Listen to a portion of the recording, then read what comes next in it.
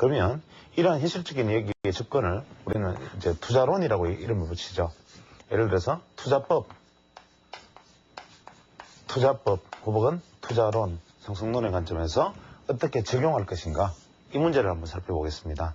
우리가 보통 주식 투자를 하면 뭐 중요한 얘기들을 많이 합니다.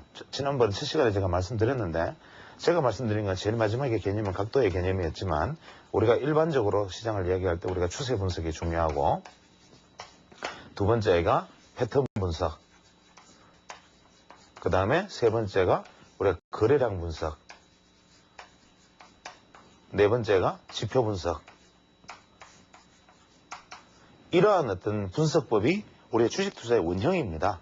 추세, 패턴, 거래량, 지표 분석. 이것이 우리가 주식 투자에서 일반적으로 우리가 이야기하는 기본 개념이니까, 제가 이야기하는 이 각도라는 이야기는 뭐냐면, 이 패턴과 추세와 지표를 동시에 한번 생각해봐라는 이야기가 되겠습니다. 그래서 저희들이 보통 주식 투자를 하면 투자자들은 어떠한 것을, 한 종목을 가지고 어떠한 선택을 해야 하는가, 어떠한 의사결정 과정을 가지고 있어야 하는가라고 생각을 해보면, 우리는 이 종목을 봤을 때 이 종목에서 하나의 어떤 긍정적인 부분만을 바라보려고 합니다. 즉, 매수자의 눈에서는 추세가 좋거나 혹은 패턴이 좋거나 거래량이 좋거나 지표가 좋거나 이 중에 좋은 것이 눈에 띄면 사겠다는 동기로 작용하고, 우리가 매도자의 눈으로 보면 반대로 이러한 것들 중에 나쁜 것이 보이는 것을 명분으로 삼는데, 실제로 우리가 주식 투자를 하면서 대부분 투자자들이 추세, 패턴, 거래량, 지표를 하나하나 곰곰이 삼켜보고 주식 투자를 하는 분이 그리 많지 않으리라고 봅니다. 그러나 우리가 보통 주식을 사고 판다라는 것은 내가 가지고 있는 귀중한 재화를 정말 이 험난한 곳에, 이 치열한 전쟁터에 내어놓는 곳이기 때문에 우리가 주식 투자할 때 투자자들이 판단해야 되는 것들은 대단히 많습니다. 예를 들어서 최소한 주식 투자를 필요한 자질 내지는 소양이라는 것이, 우리가 타고나는 선천적인 것 혹은 저처럼 뭐 이것저것 많이 아는 것처럼 보이는 사람, 이러한 방식이 중요한 게 아니라, 우리가 주식 투자에 있어서 가장 중요한 것은 과연 투자자들이 내가 거래소의 우량 종목, 코스닥의 우량 종목 중에 내가 관심 있는 종목 최소한 한 500개 정도의 종목들에 대해서는 그냥 누군가가 얘기하면 그냥 그날의 차트가 일봉, 주봉, 월봉이 보이고, 그날의 차트, 뭐 지표, 패턴 이런 것들이 바로바로 내가 눈에 오를 수 있는 정도 수준인가. 예를 들어 내 관심 종목에서 주가가 조금 움직이기 시작하면, 아, 이 종목이 지금 어떤 구역에 들어와 있겠구나, 차트를 보지 않아도 알 수 있을 정도로 내가 과연 노력하고 있나. 그 다음에 이 종목, 어떤 종목들에 대해서 최소한 이 정도의 어떤 종목 수들은 이 회사의 기업 내용은 뭐 망할 것이다, 안 망할 것이다, 뭐 기업이 어떻다, 앞으로 방은 어떻다, 이런 부분들은 나같이 다 꿰고 있느냐. 이러한 것들은 기본에 속합니다. 그런데 우리는 이러한 것들에 대한 노력을 전혀 하지 않고, 대부분 어떤 정보를 통해서, 정보사 추천 종목을 통해서, 혹은 뭐 온라인 사이버에서 누군가가 뭐 급등주다 그래서 이러한 것들을 매수하고 사고 팔고, 쉽게 불감 버튼이 들어오면 매수 버튼을 누르고, 이러한 것들이 습관처럼 되어 있습니다. 그러면 우리가 보통 주식 투자를 할 때 가장 중요한 것은 뭐냐? 앞에 말씀드린 이러한 것들이 다가 되겠지만, 사실은 제일 중요한 것은 우리가 심리라는 얘기를 많이 합니다. 이 심리라는 것은 저희들이 보통 뭐 시장 심리를 전문적으로 얘기하면 뭐 인지 부조화 이론이, 학문적으로는 인지 부조화 이론이라는 이론이 주식시장에서 적용되는 가장 중요한 어떤 심리적 이론이 됩니다. 그러나 이러한 구체적인 내용에 대해서는 정말 주식을 연구하는 사람들의 이야기가 되고, 정말 여러분들이 심리에, 주식시장의 심리에 대해서 스스로 한번 생각해 볼 수 있는 계기를 한번 마련해 보죠. 예를 들어서 대부분의 투자자들이 주가가 떨어지고 있을 때 왜 관심을 갖느냐? 지지선에 관심을 갖습니다. 어떤 종목이 떨어지면 어디까지 떨어질까를 예측하는 것, 이것이 투자자들의 대부분의 마음 상태입니다. 우리가 길거리 가다가 싸구려 슬리퍼를 만약에 판다고 가정을 하죠. 이 슬리퍼가 보통 한 켤레에 10,000원 정도 하는데, 길거리에서 1,000원 하면서 두드리고 있으면 시선이 바로 갑니다. 이게 바로 싸구려 심리죠. 그래서 주식 투자자들은 이 사고의 심리를 극복하지 못하기 때문에 자꾸 떨어져 있는 종목에 대해서 시점의 지지선과 반등선을 자꾸 잡으려고 합니다. 두 번째는 사고의 심리와 두 번째는 탐욕이죠. 이미 이만큼 올라 있는 종목이 올라봐야 얼마가 더 오를까? 여기에서부터 잡아야 이만큼 오르지 않나라는 탐욕. 이러한 것들이 바로 떨어지는 종목의 지지선을 생각하게 만드는 거죠. 그러나 주식 투자에 있어서 가장 기본적인 원칙은 바로 지난 시간에도 말씀드렸지만 결을 따라 치는 겁니다. 우리가 무사가 나무를 벨 때도 결을 따라 치면 나무가 베어지지만 결의 반대로 치면 칼이 부러집니다. 그래서 주식 투자 마찬가지도 떨어지는 종목의 지지선을 내가 예측하려고 드는 힘이, 혹은 추세적으로 하락하고 있는 종목의 주가의 지지선이 어디다라고 말하고 이것을 가르치려는 이야기들, 혹은 내가 이것을 생각하려는 힘이, 이것이 얼마나 무용지물이고 무의미한지를 깨닫는 순간에 주식투자는 내가 하는 방식이 조금씩 바뀌기 시작합니다. 즉, 현재 내가 주식투자는 어떤 종목을 해야 되는가? 지금 대중이나 시장에 제일, 여기서 말하는 대중은 일반 개인 투자자라기보다는 메인 투자자, 즉 이 시장의 주류를 이야기하겠죠. 시장 메이저들이 시장에서 혹시 전부 관심을 가지고 있는 종목, 이러한 종목들이 얼마나 더 가나만 생각하면 됩니다. 즉 주식 투자는 이 종목이, 관심을 가지고 상승 추세를 만든 종목이 얼마나 더 갈 수 있을까만 고민하면 되는데, 관심에서 외면받고 있으니까 떨어지는데 외면받는 종목이 어디까지 떨어질까를 생각하는 게 개인 투자자의 심리라는 거죠. 아무리 지지선을 끊고 맞춰봐야 지지선에 딱 맞아서 반등을 하면 그 봐라 반등을 하지라고 말을 하지만, 이 순간에 아차해서 타이밍을 놓치면 지지선이 무너지고 이때는 투매가 벌어집니다. 정작 매수 시점은 여기가 되겠죠. 그런데 대부분의 투자자들은 항상 이 그 봐라 하는 자리를 찾기 위해서 노력을 하고, 또 시장을 오도하는 경우에도 이러한 것들을 찾고 이야기하는 수도 많습니다. 그러나 주식 투자는 오를 때 주식 투자의 알파와 오메가는 오로지 오르는 종목이, 혹은 추세가 반전된 종목이, 혹은 추세가 반전하려는 종목이 얼마나 오를까, 이것만이 고민하는 것이다. 쓸데없는 고민은 일치할 필요, 무조건 얼마나 더 오를까라고 생각하는 종목만 접근하고, 이러한 종목들에서 시장에 눈을 뜬 다음에 얼마나 떨어질까라는 종목에 관심을 기울여라. 이것이 주식투자의 정답일 수 있을 겁니다.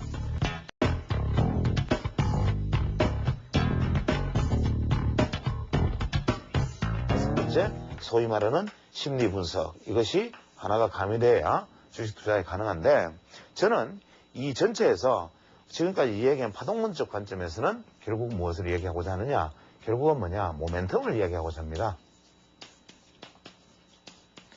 이 모멘텀이라는 것은 우리가 주식 투자뿐만 아니라 어떠한 것들이 운동 에너지가, 물체가 운동을 할 때 그 운동 에너지가 얼마나 강하냐 혹은 얼마나 약하냐를 보여주는 이 지표가 되겠죠. 즉 주식에서는 이 모멘텀 지표를 이해하는 것이 어떻게 생각하면 주식 투자의 가장 중요한 이야기이기도 합니다.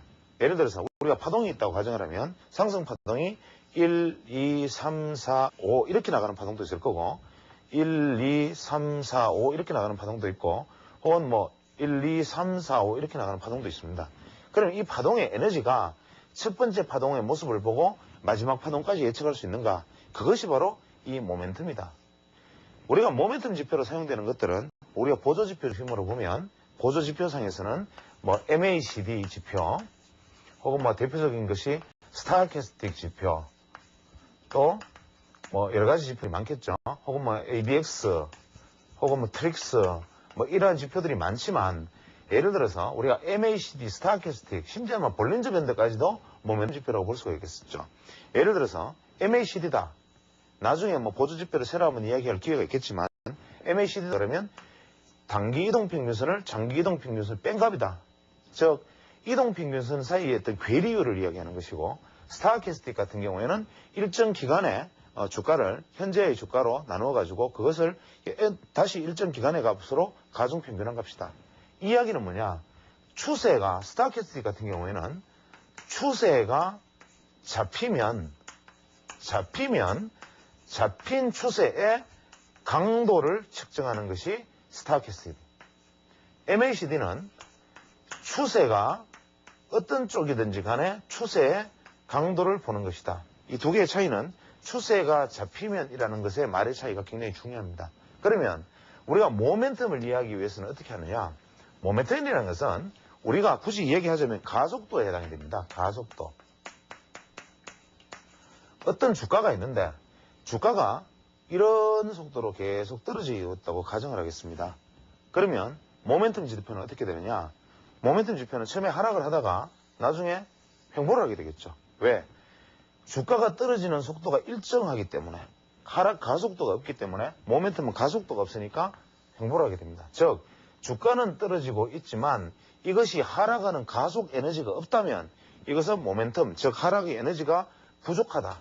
그래서 주가는 나중에 반등의 가능성이 높다라고 보는 것이 모멘텀 지표라면, 이걸 우리가 역이용을 한다면 만약에 주가가 오를 때 이 모멘텀 지표가 오르다가 횡보로 들어가면 어떻게 되겠습니까? 주가는 오르다가 상승에 추가되지는 상승 에너지가 없기 때문에 주가는 결국 하락으로 이어질 것이라는 얘기가 되겠죠.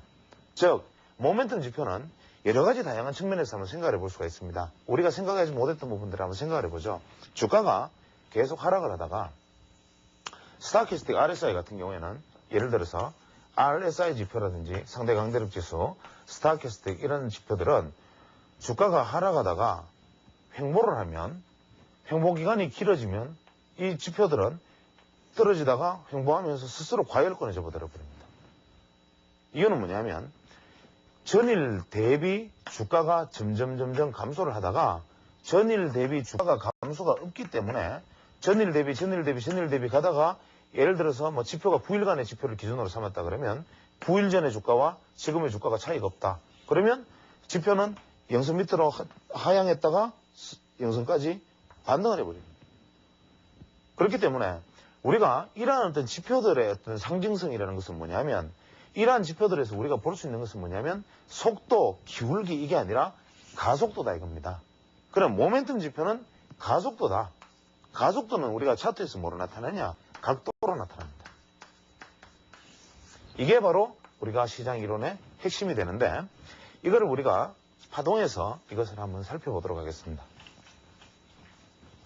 우리가 보통 주식 투자를 할 때 제가 바닥의 패턴에 대해서 일전에 한번 간단하게 말씀을 드린 적이 있습니다. 바닥 패턴이 1, 2, 3, 4, 5 떨어지는 것이 직전 하락 파동은 반드시 5개의 하락 파동을 가져야만이 일단 하락 파동의 마무리를 기대할 수 있다고 생각했습니다.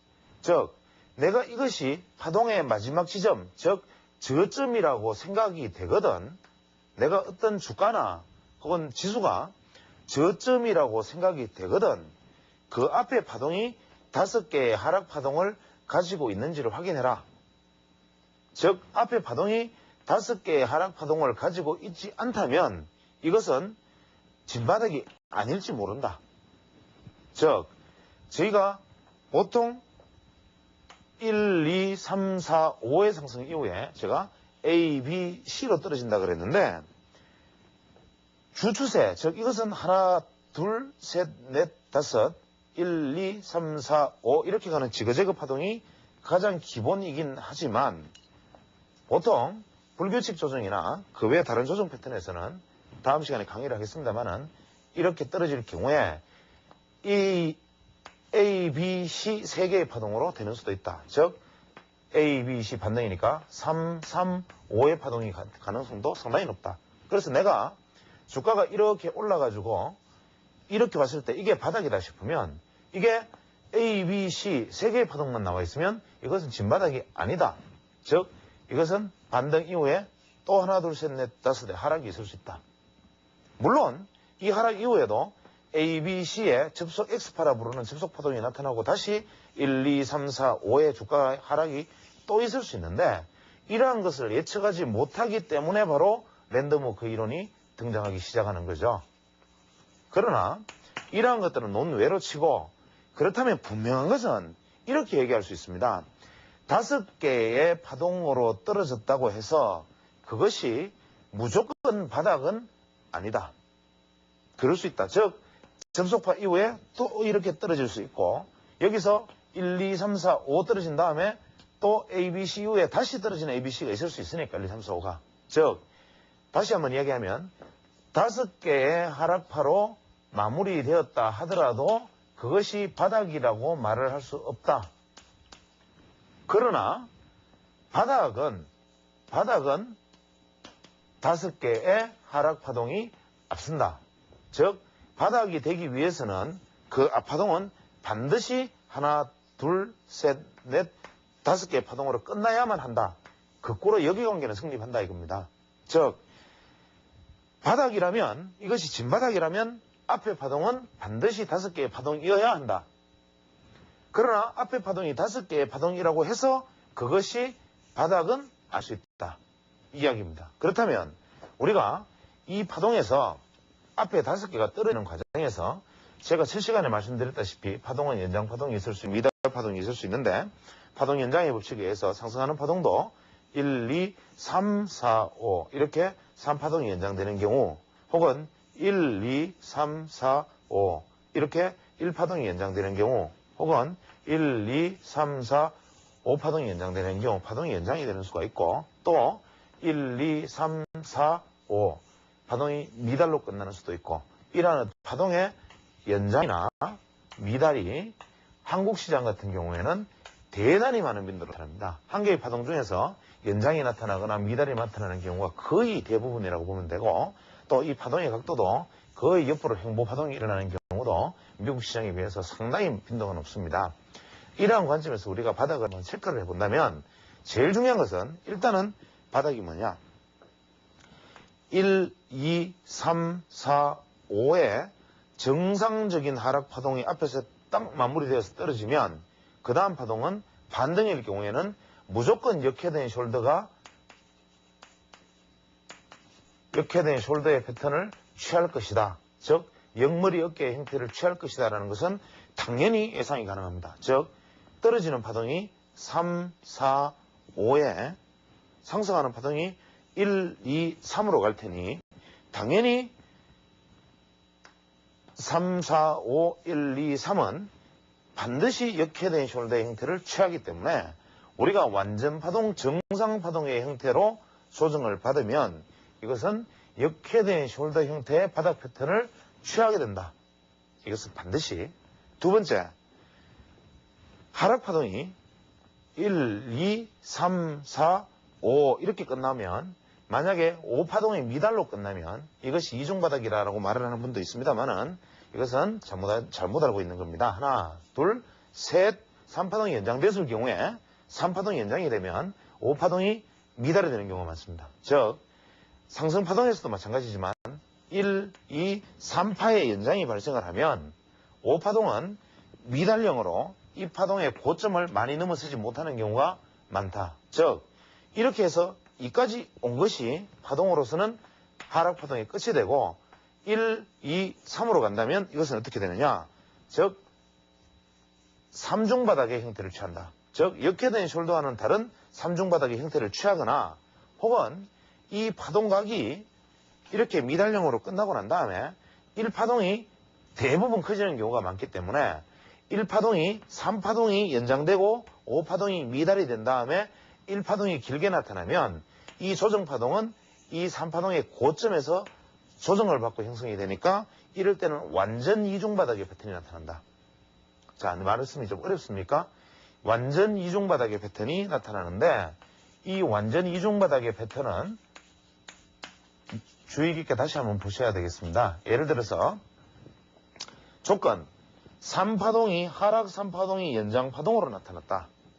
주로 갭을 동반한 연장파동으로 나타나면 대부분 5파동은 미달형으로 나타나거나 5파동이 조금 더 미달형으로 나타나거나 거의 대부분 안에서 맞춰서 거의 같은 각으로 떨어지기가 쉽고 3파동의 미달형으로 떨어진 경우에 연장파동으로 떨어진 경우에 1파동의 반등은 최소 우리가 4파동의 고점을 넘어서는 파동이 나와서 이 4파동의 고점을 하향 돌파하지 않고 나아가는 형태가 취해졌을 때만 우리가 이중바닥의 완전형이라 부른다. 여기서 중요한 것은 조건 3파동이 하락 3파동의 연장, 두 번째 5파동의 미달, 상승 1파동의 4파동 고점 돌파,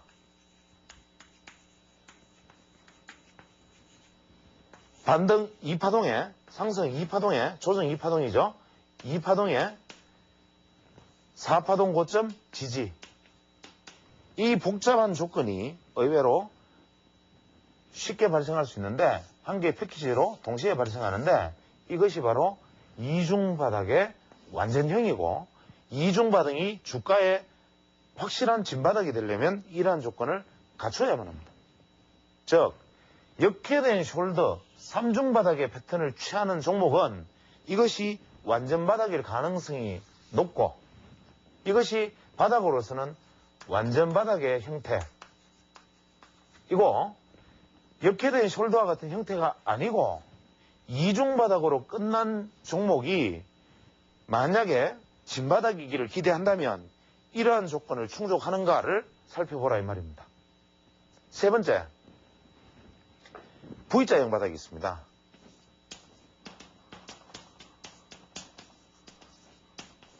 우리가 보통 외바닥은 진바닥이 아니고 가바닥이기 때문에 반드시 진바닥을 확인하는 재차 진바닥을 확인하는 흐름이 나타날 것이다 라고 말하는 것이 시장의 관행이나 진바닥이 V자형 바닥이 진바닥이 되는 경우가 있습니다.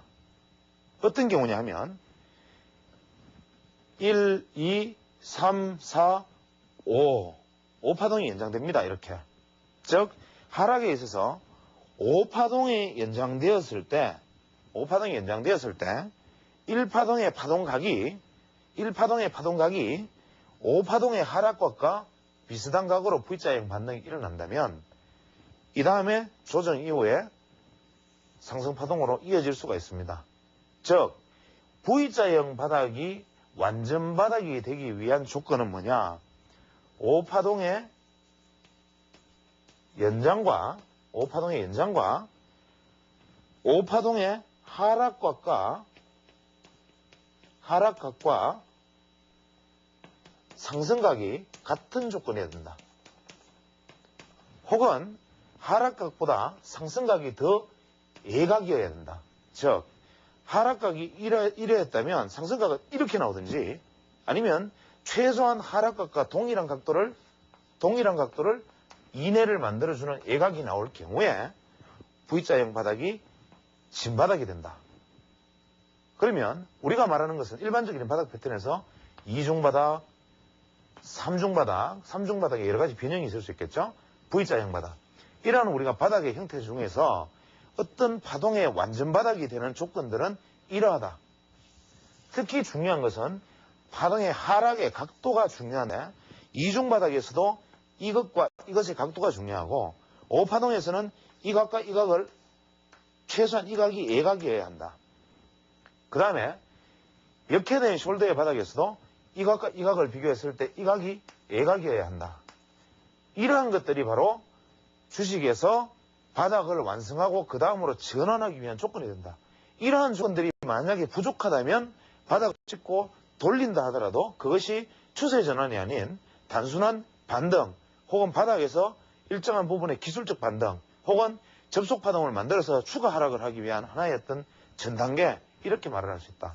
즉 물론 이것은 제 이야기이기 때문에 이것이 무슨 법이다 뭐 이렇게 얘기를 할 수는 없고 무슨 뭐 대단한 무슨 법칙이다 무슨 비법이다 이런 얘기는 아닙니다. 다만 제가 말씀드린 것을 우리가 파동론과 결부지어서 생각을 해본다면 우리가 어떠한 바닥 패턴이 나왔을 때 최소한 내가 하락하는 종목, 제가 앞서 말씀드렸듯이 하락하는 종목에 관심을 기울이고 싶거든. 최소한 떨어지는 종목의 지지선을 찾아서 매수를 하고 싶거든. 최소한 이러한 패턴들을 완전하게 내가 이해를 하고 그것을 하락 파동을 완전히 측정해서 바닥이라는 확신이 선 다음에 그건 역시도 아주 조심스럽게 최소한 고선 노출을 다루듯이 조심스럽게 접근을 해야만이 가능한데 우리 투자자들은 일반 투자자들은 이러한 기초 개념조차도 없이 하락하는 종목에 대고 이제 바닥일 것이다. 이제 지지선일 것이다. 라고 예수를 합니다. 반대로 상승을 했을 때 우리가 대부분 누가 봐도 저항선이 분명한 자리에 누가 봐도 저항임이 분명한 자리에서 매수를 하라고 이야기하는 사람이 있으면 이 사람은 진고수이거나 아니면 완전히 요즘 애들 말로 생초자입니다. 즉 우리가 누가 봐도 저항선이 이렇게 있는 자리에 주가가 왔는데 여기서 누가 매수라고 소리치는 사람이 있다면 이 사람은 진정한 고수이거나 아니면 완전한 초보다. 이 말에 가지는 의미에 대해서도 한번 생각해 보시기 바랍니다. 그래서 우리가 하락각도에 대해서 제가 말씀을 드렸지만 여기서 한 개 더 바닥의 패턴이 있겠죠. 뭐가 있겠습니까? 원형바닥이라는 게 있죠. 원형바닥은 주가가 바닥권에 진입을 한 다음에 당시의 어떤 여건이나 수급의 상황에 의해서 주가 더 이상 반등은 여의치 않으나 최소한 바닥을 완전히 확인한 경우에 주가가 이런 모습을 그리게 되는데 이것은 가장 이상적인 모습이 됩니다. 왜 이것이 이상적인 지지 모습이 되는지를 다시 한번 살펴보겠습니다. 자, 추세라는 관점에서 이중바닥을 다시 한번 그러면 살펴보겠습니다. 세부적으로 이중바닥의 형태는 이런 이중바닥이 있을 수 있고 또 이런 이중바닥이 있을 수 있고 또 이런 이중바닥이 있을 수 있습니다. 그러면 이중바닥의 패턴 중에 어떠한 형태가 이상적인 패턴인가? 그것은 두말할 나위 없이 이것이 이상적인 패턴입니다. 이유는 우리가 이것이 지지되어주는, 시장이 지지되어주는 각도가 만들어지는 이중바닥이냐, 주 추세대가 누워있는 이중바닥이냐, 주 추세대가 아래쪽으로 가는 이중바닥이냐, 이것은 어떻게 보면 이것이 가지고 갈 중기적인 운명을 이 바닥이 어떠한 바닥에서 모양을 턴을 했으면 이런 바닥에 턴을 했으면 나중에 빙글빙글 돌아서 자기 자리에 돌아올 것이라는 것은 중장기적으로 이미 거의 대부분 확률적으로 예측하고 있어야 되고 최소한 이런 이중바닥이 진바닥이 되어가지고 반등을 했을 경우에는 이러한 패턴을 가졌을 경우에만 완전바닥이라고 생각해라. 만약에 이중바닥의 패턴이 이러한 식으로 갔다면 이것은 반드시 점을 깨고 내려간다. 즉 이야기를 지난 사례를 가지고 말씀드리니까 좀 민망스럽습니다만은 제가 올 연초에 코스닥이 반등을 했을 때 늦봄 깬가요? 코스닥이 한 70, 60 몇 포인트 이상 반등을 했을 때 제가 그 당시에 이런 말을 한 적이 있습니다. 지금 차트를 한번 보십시오. 연초에 코스닥이 반등하기 직전의 모습이 바로 연초에 코스닥이 직전하기 직전의 차트가 이러한 이중바닥으로 코스닥이 반등을 했었죠. 그래서 제가 반드시 코스닥은 50대 이하로 내려온다. 그때 그런 말을 단단하게 직설적으로 얘기를 한 적이 있었는데 중장기적으로 그렇게 한다. 이것은 바로 이 바닥의 패턴이 완전 바닥의 패턴이 아니었기 때문입니다. 즉 우리가 주가라는 것은 지금 제가 이중바닥의 패턴을 꺼놓고 다시 이 이야기를 하는 것은 뭐겠습니까? 이것은 바로 추세 이야기를 하고 있는 것입니다. 저희들이 말하는 추세라는 것이 대부분의 투자자들이 추세라는 것과 추세선의 개념을 이해할 때 고점과 고점을 끊고 저점과 저점을 그어서 그 다음에 맞닿는 선이 추세다. 이렇게 이해를 하고 있죠. 예를 들어서 주가가 이렇게 가고 있다면 저항선은 이 추세가 된다. 혹은 지지선은 이 추세가 된다. 이렇게들 이야기를 하십니다.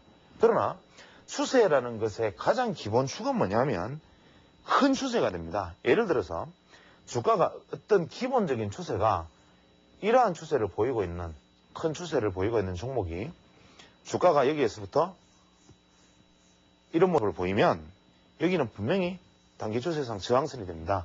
그러면 대부분의 투자자들은 이것을 보고 매도로 생각하지만 실제로 여기서 투자자들 중에 전문 투자자들은 매수를 생각합니다. 반대로 주 추세가 이렇게 오고 있는 종목이 있는데 주가가 이렇게 가는 종목이 있다면 대부분의 투자자들은 지지선을 끊고 매수를 이야기하고 있지만 실제로 전문 투자자들은 매도로 생각하고 있습니다. 이것이 제가 말씀드리는 이 의미, 여기서 말하는 이 큰 추세라고 말씀드리는 이 추세대, 이것이 주는 상징성이라는 것을 사실은 주식 투자에서 가장 먼저 생각해야 된다는 겁니다. 그러고 난 다음에 이러한 것들이 반전을 할 수 있는 것이냐 아니냐 이런 것을 생각해야 되는데 이 추세의 기본 개념을 지나칠 정도로 단기 추세에 자꾸 목을 메고 있기 때문에 투자자들이 실패하게 됩니다. 그 다음에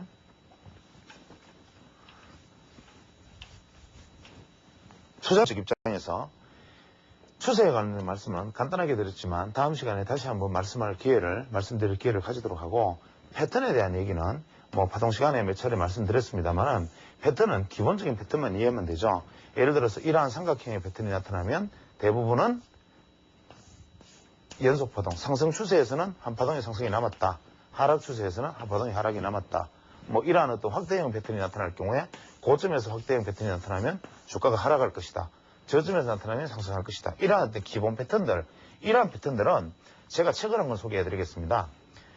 보통 책을 소개하는 것이 좋은 일인지 나쁜 일인지는 알 수는 없으나 제가 욕심 같아서는 사실은 시중에 나와 있는 책들을 하나하나 다 소개하면서 이 중에 좋지 않은 책, 좋은 책을 하나하나 말씀드리면서 소개를 해 나가고 싶지만, 그랬을 경우에 생기는 어떤 문제점들, 예상치 못한 항의 같은 것도 있었으니까 제가 책을 한 번씩 가끔 소개하겠습니다. 그러나 이런 책들에 대한 소개가 절대로 이 출판사와 제가 관계가 있다거나 혹은 이 출판사에 제가 홍보를 하고자 하는 생각은 전혀 없기 때문에 그 점 이해하시기 바랍니다. 예를 들어서 우리가 추세에 관해서, 편에 관해서 투자자들에게 제가 추천하고 싶은 책은 잭 슈웨거라는 사람이 쓴